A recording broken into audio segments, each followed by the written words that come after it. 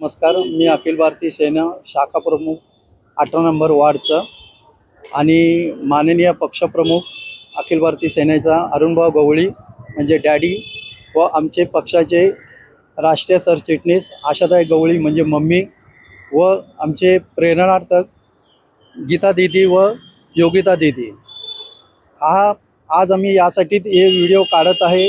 कारण म्हणजे इथे ट्रॅफिक जाम होतो। विटी स्कूल हा शाळेचा प्रायव्हेट बसेस डबल टिबल पार्किंगमध्ये उभी असते आणि त्यामुळे जाणाऱ्या येणाऱ्या लोकांना ट्रॅफिक जाम असल्यामुळे ॲम्ब्युलन्सला व काही कारणास्तव लोकांना जाण्यासाठी त्रास होतो।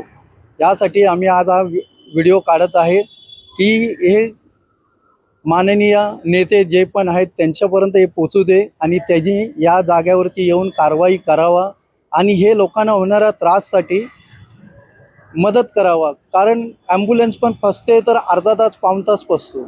ॲम्ब्युलन्सला पण जायला भेटत नाही, पेशंट असतात, भरपूर काय असतात, लोकांना कामाला जायचं असतो, दुपारच्या टायमाला पण लोकांना पोरांना आणायला जायचं असते। ते ह्या ट्रॅफिकमुळे लोकांना त्रास होतो।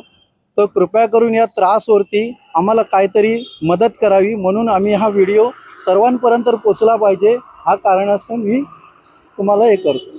पाहायला गेलं तर इकडं जे आहे सगळं बसेस वगैरे लागतात ते अनधिकृत आहे किंवा अधिकृत आहे?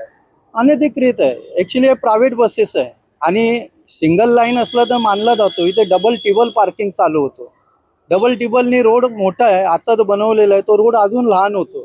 तर लहानमुळे काय होतात, आता ट्रॅफिक बघा जाम होईल, BST बस पण येणार आहे त्याला पण जाम होते। मग हे करणार कोण, जाणार कुठे बसेसवाले? काही लोकांना एवढा ट्रॅफिकमध्ये फसतात की जिथे मीटर त्यांचा वाढतो। हे त्रासच आहे ना लोकांना। हे त्राससाठी काय करावं लोकांनी, कोणाला सांगावा? आम्ही पोलिसांना पण 100ला कॉल केला तर पोलीस सेवेपर्यंत अर्धा तास पाऊण तास लागतो। तेव्हापर्यंत हे सर्व बसेस निघालेले असतात, ट्रॅफिक असतो पण बसेस नसतात। मग कारण काय? तर यासाठी आम्हाला काहीतरी सोल्युशन हवा, जनतेला सोल्युशन हवा।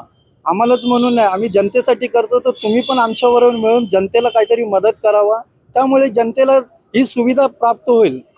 त्यासाठी आम्ही हे करतो। प्रशासनाकडून आपली मागणी काय? मागणं काय एकच आहे की हे जे ट्रॅफिक होतोय, डबल टिबल पार्किंग होते, एक सिंगल पार्किंग करून असलं तर बरं आहे ना। आम्हाला काय यांचा कमाईवरती काय आम्हाला त्रास नाही, कमवा, पण दुसऱ्यांना त्रास देऊ नका ना। दुसऱ्यांना त्रास होतो तर त्याचा अर्थ काय झाला मग?